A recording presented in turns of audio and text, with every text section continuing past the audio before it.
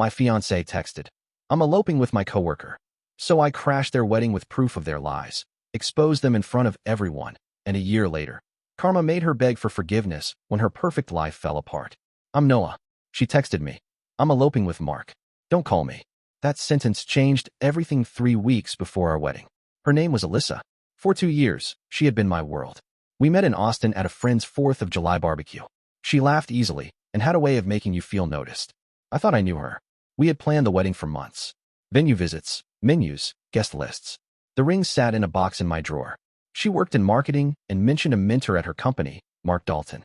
He was married and helping with a client project linked to our wedding ideas. I didn't like it, but she said, he's like a brother. I trusted her. Small things changed first. Work dinners ran late. Her phone was on silent more. She blamed deadlines. I wanted to believe it. 2 weeks before the date, she said she had to fly to Chicago for work. Her suitcase looked light, and her perfume was strong. The night she left, she didn't answer my calls. In the morning, the message waited. I'm sorry. I can't marry you. I'm eloping with Mark. Please don't make a scene. The name hit like a blow. I read it until the words blurred. I sat at the kitchen table and looked at reminders of us. A photo from last summer, the engagement ring catching morning light. Crying felt empty. The world seemed rearranged. The worst part wasn't what they did to me.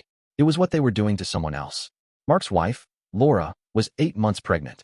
That detail shifted everything. I couldn't let that happen without warning.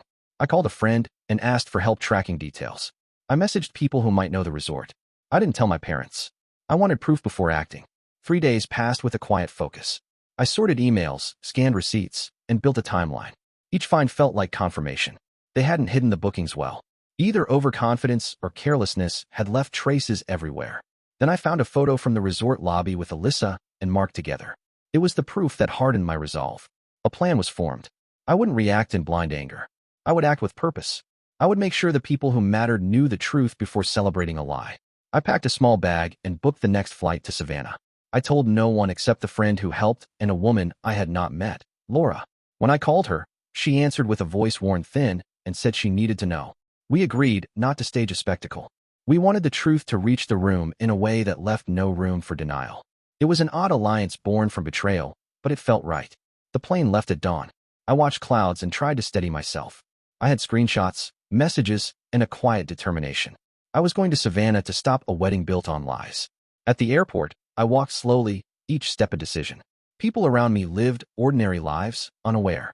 I thought of the days we planned and the quiet mornings we promised. Let those memories turn into resolve. This wasn't about revenge for show, it was about truth. When I landed in Savannah, the air felt heavy and warm. I met Laura at a small cafe near the resort. She was quiet but steady, her hand resting on her stomach. She didn't waste time with pleasantries.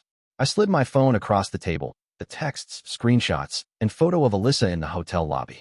She stared at them for a long time, then said softly, "They think they're getting away with this." That was the moment we decided. We wouldn't confront them in private or send angry messages. We would let them have their moment. The ceremony, the guests, the flowers, and we'd tell the truth right there. Not with rage, but with evidence. For the next few days, I didn't message anyone. Alyssa didn't try to reach me, and Mark stayed quiet. Friends kept calling, worried I was falling apart. My mother offered to call Alyssa's parents, but I told her not to. Just wait, I said. Let me handle this. Meanwhile, Laura gathered more proof, card statements, emails, bookings, and invoices for a wedding photographer. Every piece matched Alyssa's choices, the dress boutique, the florist, even the beachfront location. They weren't eloping. They were throwing a full wedding and pretending Mark was divorced. By Friday, everything was clear. The ceremony would take place at a coastal resort by the water. White tents, ocean breeze, laughter, the kind of day we had once planned together. That morning, I met Laura again. She had a folder full of documents, and I had my phone with all the messages saved. We looked at each other and knew what had to happen. She asked quietly, "Are you ready?" I nodded. Let's ruin their perfect day.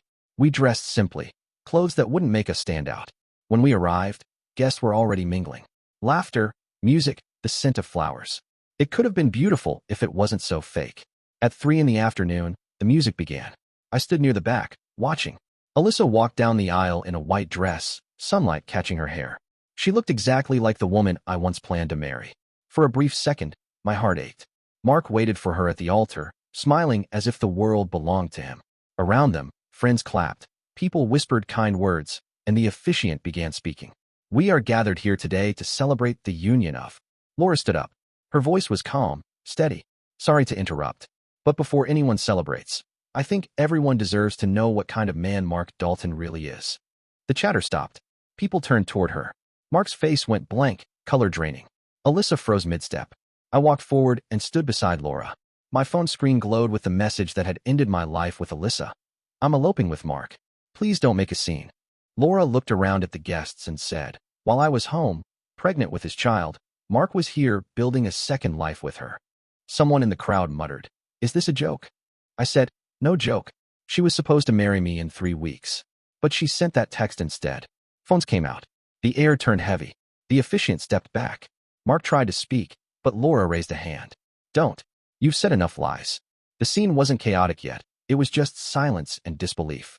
Alyssa's expression flickered between fear and shame. She looked at me once, as if hoping I wouldn't say more. But I was done protecting her. Mark, Alyssa, I said quietly, you built this day on deceit. And I'm just here to return it to you. Then I turned to leave with Laura. The damage was already done. The truth had reached everyone.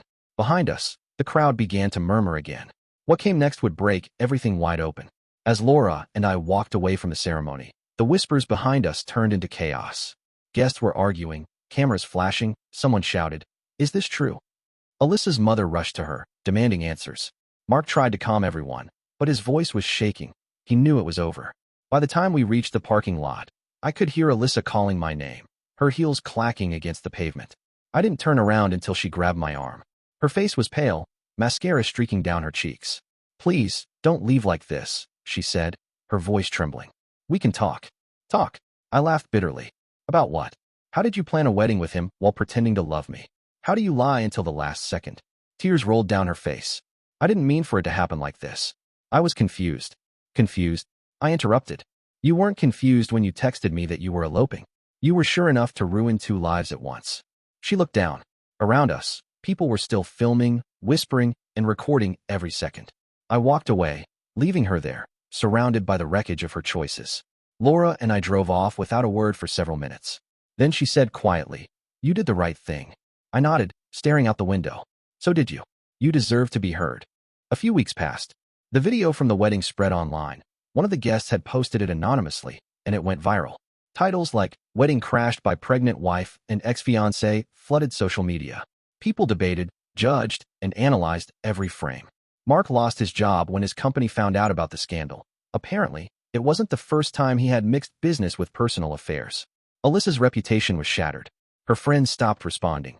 Her family distanced themselves, and the life she thought she'd have disappeared overnight. One evening, about a month later, I got a message from her. Just one line. I don't expect forgiveness, but I'll regret what I did for the rest of my life. I stared at it for a long time before deleting it. No anger this time, just a quiet sense of closure. As for Laura, she moved to another city and gave birth to a healthy baby girl. We stayed in touch occasionally, 2 people who met through betrayal but left with dignity. I learned something through all of this. Sometimes, revenge isn't about shouting or fighting or ruining someone's life. Sometimes, it's about truth. Truth doesn't need to scream, it just needs to be seen. Months later, I visited the same resort again, not for a wedding, but just to walk by the ocean. The air was calm, the waves gentle. I thought about everything. The love, the lies, the chaos, and the peace that followed. And for the first time in months, I smiled. Because sometimes losing someone you thought you needed is the best kind of freedom. 6 months have passed since the day I walked out of that wedding. I moved to a different city, started freelancing, and kept to myself. The world felt lighter. The ocean that once reminded me of loss now reminded me of freedom. I stopped checking social media, stopped replaying what happened that day. Until one morning, I got a message request on Instagram. Alyssa, please don't block me. I just want to talk. I stared at it for a while, unsure whether to even open it. But curiosity, or maybe closure, made me tap. She had a new profile picture, one that didn't look like her anymore. No smiles, no sunshine, just tired eyes and a faded expression. Her message continued. You don't owe me anything, but I need to tell you what happened. Mark's not who I thought he was. I didn't reply immediately. Instead, I scrolled through her profile. Empty. Most photos deleted. The comments are gone. The person who had once flaunted her perfect life was now silent. Later that night, she messaged again. Please, just one coffee. No drama. I owe you the truth. Against my better judgment, I agreed. Not because I missed her, but because I wanted to hear what truth sounded like from someone who'd once destroyed mine. We met at a quiet cafe by the waterfront. When she walked in, it took me a moment to recognize her. She looked smaller somehow, not physically but emotionally. The confidence she used to wear like perfume was gone. She sat across from me, hands trembling slightly. "Thank you for coming," she whispered. I nodded. "You said you wanted to talk." Her voice cracked. Mark wasn't what he seemed. After the wedding, after you exposed everything, he turned cold. He blamed me for the fallout. Said I ruined his life. Then, when his company fired him, he left. Took what money we had and disappeared. I stayed silent, letting her words hang in the air. She continued. I tried to find him, but he'd already moved in with someone else. Another coworker, this time younger. I was just another mistake he needed to forget. There was a pause. The only sound was the soft clinking of a spoon against her coffee cup. I thought, she said, that maybe we could talk again. Not as lovers, but as two people who knew each other before everything went wrong. I looked at her, the woman who'd once been my future, and felt nothing. Not hate, not love, just distance. You didn't ruin me, I said quietly. You just made room for the man I needed to become. Tears filled her eyes. I'm sorry. For everything. For the lies, for the text, for... Don't. I interrupted softly. You don't have to say sorry anymore. You already paid your price. She nodded, biting her lip, her voice barely a whisper. I lost everything because of that one choice. I stood up, placed a few bills on the table, and said, then learn from it. As I walked away, I saw her reflection in the cafe window, small, lonely, fragile. She looked like someone who had finally realized the cost of her own betrayal. That night, I didn't feel revenge. I felt peace. But I didn't know then that fate wasn't done writing the final chapter. A year passed. I had almost forgotten what her voice sounded like. Life had finally started to feel normal again. I rented a small apartment near the beach, started a design agency with 2 friends, and spent my evenings walking along the same ocean that once held my heartbreak. Some scars stay, but they stop hurting after a while. One afternoon, I went to a small business expo downtown. Local vendors, handmade goods, new startups. I was scouting for clients. I stopped at a stall selling handcrafted candles and organic oils.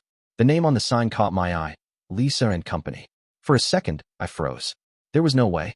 But when the woman behind the counter turned around, time slowed down. It was her. Alyssa.